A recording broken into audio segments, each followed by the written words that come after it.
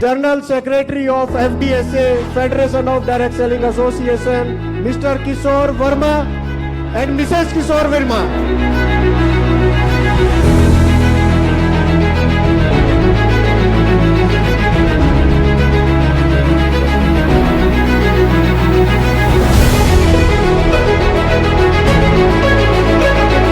यहाँ जितने भी बेटे हैं डायरेक्ट सेलिंग इंडस्ट्री में काफी लंबा समय से जुड़े हुए हैं, लेकिन कुछ इंपॉर्टेंट चीजें मैं आपको बताऊंगा।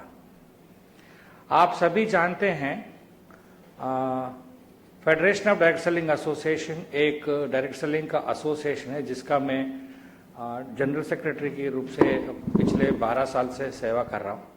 और जब हमने ये करने का कारण था 2010-2011 की समय, इंडिया में डायरेक्ट सेलिंग बिजनेस को लेके कोई कानून नहीं होने कारण बहुत सारे कंपनियां बहुत सारे उल्टा पुल्टा काम करके रातों रात भागने वाला बहुत काम हुआ, तो उस पूरा इंडस्ट्री पूरा बिजनेस बदनाम हो चुका था।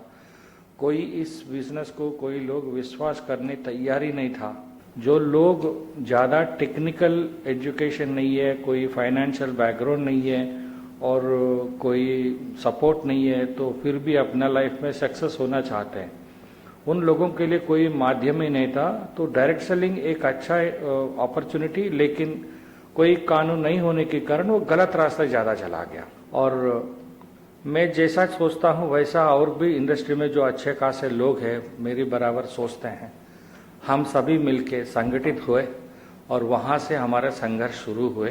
किसी भी चीज़ अच्छे बुरे पहले बताने के लिए सबसे पहला हमको करना चाहिए। तो हमने क्या किया, एफडीएसए की तरफ से हमने एक मॉडल गाइडलाइन बनाया, एक सही कंपनी कैसा चलना चाहिए और क्या नहीं करना चाहिए। और हमारी जितना मेंबर कंपनीज थे वो कंपनीज पहला वो मॉडल गाइडलाइन फॉलो करना शुरू किया। और वहाँ से हमने सबसे पहला राजस्थान स्टेट गवर्नमेंट को कन्विंस किया और हमारी मांगने पे सबसे पहला राजस्थान स्टेट गवर्नमेंट ने model guideline for direct selling release किया था। 2013 की मैं बात कर रहा हूं। और उसके बाद केरला स्टेट ने रिलीज किया था। फिर वहां से हमने काम, जैसा 2014 में जो बीजेपी गवर्नमेंट आना शुरू हुआ, फिर वहां से हमारा काम तेजी से होना शुरू हुआ। 2016 तक हमने सेंट्रल गवर्नमेंट का मॉडल गाइडलाइन निकाल पाए और वहां से इंडस्ट्री की पूरा रूपरेखा बदल गया। उसके बाद उस समय इंडस्ट्री में जो सबसे बड़ा समस्या था क्रिप्टो करेंसी को लेके, कुछ तो नया टेक्नोलॉजी है, बहुत हलचल है, हाइप है, तो सारे लोग उसमें जाने लग गए। अच्छे क्या बुरे क्या पहचानना पर कोई मतलब ही नहीं था, लेकिन अच्छा रोज ही पिक्चर दिख रहा था, सुंदर था, तो लोग काफी अट्रैक्ट हुए, इन्फ्लुएंस हो गए, लेकिन वो गलत था। तो ये बात मार्केट में अवेयरनेस करने के लिए एफडीएसए ने काफी हिम्मत से, क्योंकि जितने भी क्रिप्टो वाले कंपनी थे पैसे की ताकतवर थे, मनी पावर था, बहुत सारे पावर था, काफी दबाव हमारे सर पे था, फिर भी हमने विथ लॉट ऑफ डेयरिंग हमने ना नेगेटिव प्रोडक्ट लिस्ट बनाया, जिसमें क्रिप्टो को हमने नेगेटिव प्रोडक्ट लिस्ट डिक्लेयर करके पूरा मार्केट को अवेयर करके कम से कम एक 10,000-12,000 लोगों को हम बचा पाए। जिसने हमारी बात को विश्वास किया उसने क्रिप्टो की साइड में नहीं गया, जिसने विश्वास नहीं किया उसकी कोई चिंता नहीं करना चाहिए। उसके बाद गवर्नमेंट खुद हमारी बात को विश्वास किया। 2018 में मिनिस्ट्री ऑफ फाइनेंस एक नोटिफिकेशन में निकालवाया। उसके बाद 2021 आप सभी जानते हैं डायरेक्ट सेलिंग का रूल्स आ गया। अब हमारा पूरा पहचान बन गई, कानून बन गए। डायरेक्ट सेलिंग सब्जेक्ट में, डायरेक्ट सेलिंग बिजनेस में 3 लोगों की भूमिका है। एक है डायरेक्ट सेलिंग कंपनी, एक है डायरेक्ट सेलर और एक है कंज्यूमर। तीनों को अपना अपना डूस एंड डोंट्स, क्या करना है क्या नहीं करना है, साफ साफ मेंशन कर रखा है। जब तक ये तीनों लोग अपनी अपनी काम को, अपनी अपनी भूमिका बराबर नहीं निभाएंगे, ये डायरेक्ट सेलिंग सही नहीं चलेगा। 2021 में जैसा कानून आ गया, अब सरकार बोल रहा हमारा तो अपना काम कर दिया, अब आप लोग देखो अपनी इंडस्ट्री को संभालना कैसा है। फिर हमने समझा एक डायरेक्ट सेलिंग एसोसिएशन अभी मेन भूमिका निभाना है कि सरकार तो अपना काम कर दिया है। मार्केट में अगर आप देखा जाए, हंड्रेड्स ऑफ कंपनीज है, थाउजेंड्स ऑफ लीडर्स हैं और लैक्स ऑफ डिस्ट्रीब्यूटर्स हैं और मिलियंस ऑफ कंज्यूमर्स हैं। इन सारे लोगों को एक कानून के अंदर कैसा गवर्न करना है, ये तो सरकार का काम नहीं है।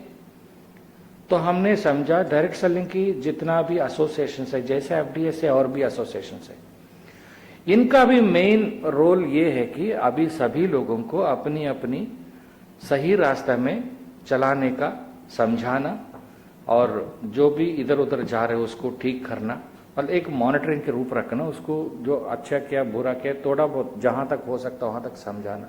मेरा ये मानना है, आप सभी लोगों से एक रिक्वेस्ट है, डायरेक्ट सेलिंग कानून को बराबर समझिए। काफी अच्छी सी हर चीज गवर्नमेंट हमारे लिए बनाया गया है, जहां तक अपन मेहनत कर सकता करना है। ये कोई इसमें कोई फ्री में या इन्वेस्टमेंट वाला काम नहीं है, जितना मेहनत करेंगे उतना ही हमको रिटर्न्स मिलने वाला और जनरेशन्स तक मिलने वाला है। जब तक ये बिजनेस को अपन बराबर नहीं समझेंगे, इसको हम सही रूप में नहीं कर पाएंगे। बहुत सारे लीडर्स यहां ठीक नहीं तो उधर, उधर ठीक नहीं तो उधर चेंज करते हैं, मतलब वो गलत है। एक्चुअली जब आप खुद नहीं समझे डायरेक्ट सेलिंग क्या है, आप किसी की इल्जाम नहीं कर सकते हैं। मैं सभी से रिक्वेस्ट करता हूं, सबसे पहले डायरेक्ट सेलिंग कानून जो गवर्नमेंट हमारे लिए दिया गया है प्रॉपरली समझ लीजिए। आपको कुछ समझने में दिक्कत है, फेडरेशन की तरफ से हम तैयार हैं, हम अवेलेबल है आपको समझाने के लिए। जो भी क्वारीज होंगे हम क्लियर कर सकते हैं। और अभी हम बात करते हैं भविष्य की। डायरेक्ट सेलिंग कानून आने के बाद बहुत सारे लोग और बहुत सारे बड़ा कॉर्पोरेट्स विश्वास करने लगे हैं, क्योंकि बिजनेस अभी क्लीन है, नीट है। और जैसा अभी हमारा इंडिया है, अगर आप आज की स्थिति देखें, वर्ल्ड्स लार्जेस्ट पॉपुलेशन कंट्री है हमारा। 60% प्लस यंग पॉपुलेशन जो 20 to 45 के बीच में है और जेंडर इक्वल रेशियो है almost all. And we have biggest consumer market in India. लेकिन डायरेक्ट सेलिंग का बिजनेस रेशियो अगर आप बाकी देशों से देखा जाए, हमारी एक स्टेट का पॉपुलेशन से कम है मलेशिया जैसा, सिंगापुर हो गया, या आप एक साउथ इंडिया की शेप हो सकता है कनाडा, हमसे 10 गुना ज्यादा बिजनेस कर रहा है। इंडिया में अभी पेनिट्रेशन केवल 5% ही हुए हैं, तो 95% मार्केट हमारे लिए अवेलेबल है और लोग चाहते हैं नया नया बिजनेस अपॉर्चुनिटीज।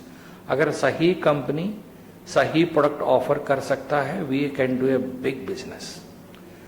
मैं आप सभी से एक अच्छे से विषय बताना चाहता हूं। एक big business may not be a good business. A good business need not be a big business. जब तक आप ये बात नहीं समझेंगे, आप शांति से काम नहीं कर सकते। आप समझने की कोशिश करिए।